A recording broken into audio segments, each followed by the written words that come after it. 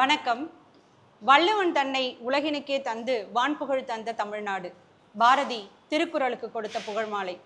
திருவள்ளுவரின் காலம் கிபி 31ஆம் நூற்றாண்டு தான்.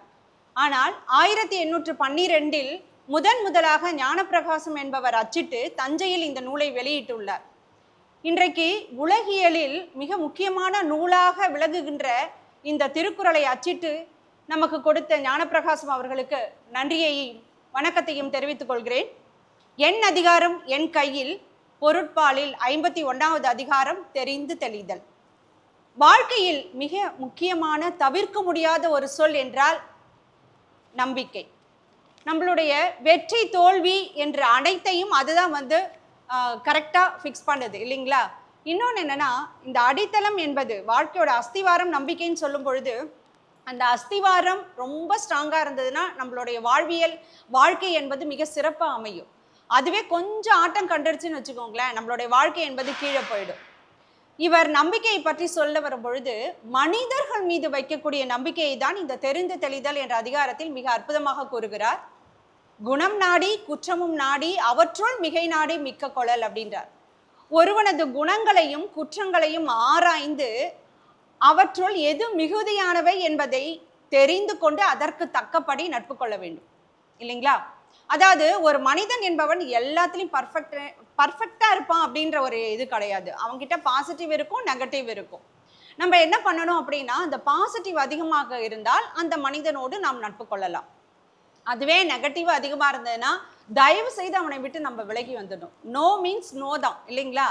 எப்பவுமே இதுதான் திருக்குறள் சொல்லுவது. குணம் நாடி குற்றமும் நாடி அவற்றுள் மிகை நாடி மிக்க கொள்ளல். ரொம்ப அற்புதமாக நம்மளுக்கு ஒரு மனிதரை எப்படி நட்பு கொள்ள வேண்டும் என்று அற்புதமாக அவர் கூறியிருக்கிறார். பெருமைக்கும் ஏனை சிறுமைக்கும் தத்தம் கருமமே கட்டளைக்கல். ஒரு பெருமையான விஷயமாக இருந்தாலும் சரி, ஒரு சிறுமைக்குரிய விஷயமாக இருந்தாலும் சரி, அவரவர் செயல்கள் தான் அதற்கு உரைகள் அப்படின்றார். எனக்கு இந்த பெருமை அப்படின்னும் பொழுது மகாத்மா காந்தி ஞாபகத்துக்கு வர்றார். அதாவது தன்னுடைய தாய்க்கு அவர் ஒரு 3 இதை சத்தியமா செஞ்சு கொடுத்துட்டு போறார் இல்லையா? மது மாது மாமிசம் இவற்றை உண்ண மாட்டேன்னு சொல்லிட்டு அவர் வெளிநாடுக்கு போறார், கடல் கடந்து. அப்படி போகும் பொழுது அவர் செல்லக்கூடிய அந்த நாட்டில் இதெல்லாம் ரொம்ப சர்வ சாதாரணமா இருக்கக்கூடிய விஷயம். அப்படியும் அந்த டீனேஜ் பருவத்துல அவர் கடைபிடித்து வெளியில வர. அதுக்கப்புறம் அவர் சுதந்திர போராட்டத்தில் ஈடுபடும் பொழுது ஹரிஜன் மக்களுக்காக பார்த்து அவர் தன்னுடைய ஆடையையே மாற்றிக்கொண்டார் இல்லையா? ஒரு வட்டமேஜை மாநாட்டில் கலந்து கொண்டு போனாலும் நான் இப்படிதான் போவேன்னு சொன்னார். ஸோ அவருடைய செயல்கள் தான் இன்னைக்கு மகாத்மா அப்படின்ற ஒரு உயர்ந்த நிலைக்கு அவரை அழைத்து சென்றிருக்கிறது. சிறுமைனதும் எனக்கு ராவணன் தான் ஞாபகத்துக்கு வர்றார். ராவணன் மிகப்பெரிய சிவபக்தன். இன்னொன்று அவருடைய வீணை இசையில அவன் சிவபெருமானையே மயங்க வைத்தவர் இல்லையா? அப்படிப்பட்ட ஒரு உயர்ந்த மனிதன் தான் அவன். ஆனா அவன் செய்த ஒரு சிறு செயல் என்னாச்சு? பிறன் மனை அப்படின்ற அந்த வார்த்தை இருக்குது பாத்தீங்களா? அடுத்தவர்களுடைய மனைவி மேல் அவன் சின்ன விருப்பம் கொண்டு அவளை தூக்கிட்டு வந்த அந்த செயல் இன்னைக்கு எந்த கெட்டல் செயல் செய்தாலும் ராவணன் தான் நமக்கு ஞாபகப்படுத்துது. ஸோ இதை குறிக்கும் பொழுது பார்த்தீங்கன்னா, பெருமை சிறுமை இரண்டுக்குமே தத்தம் கர்மமே கட்டளைகள், நம்மளுடைய செயல்கள் தான் காரணம் அப்படின்னு ரொம்ப அற்புதமா அவர் அந்த விளக்கம் கொடுக்கிறார்.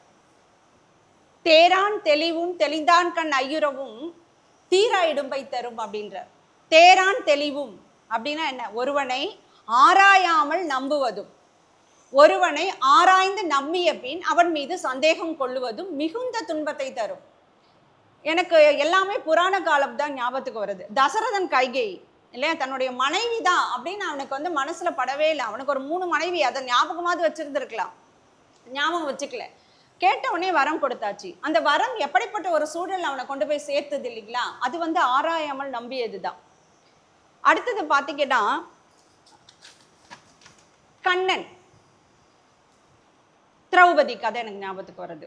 அதாவது திரௌபதி அவ்வளோ பெரிய சபையில தன்னுடைய ஆடையை இழந்து அவர் கதறும் பொழுது கிருஷ்ணனை நோக்கி அவ கூப்பிடுறா. ஆனா என்ன பண்றா? தன்னுடைய ஆடையை கையில பிடிச்சிட்டு கூப்பிடுறா.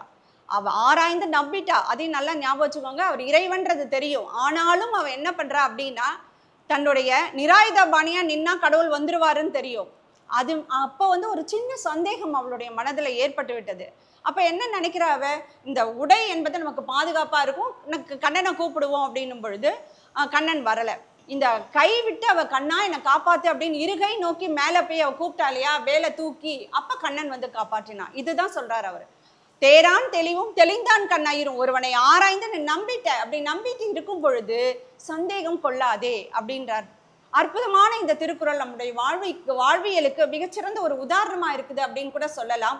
திருக்குறள், தமிழ் மொழியால் திருக்குறள் உலக அளவில் சிறப்பு பெற்றது அப்படின்றனா கூட திருக்குறளால் தமிழ் மொழி இன்று உலகம் முழுவதும் மிகச்சிறந்த மொழியாக விளங்குகிறது என்பதை கூறி அற்புதமான இந்த வாய்ப்பை அளித்தமைக்கு நன்றி கூறி விடைபெறுகிறேன்.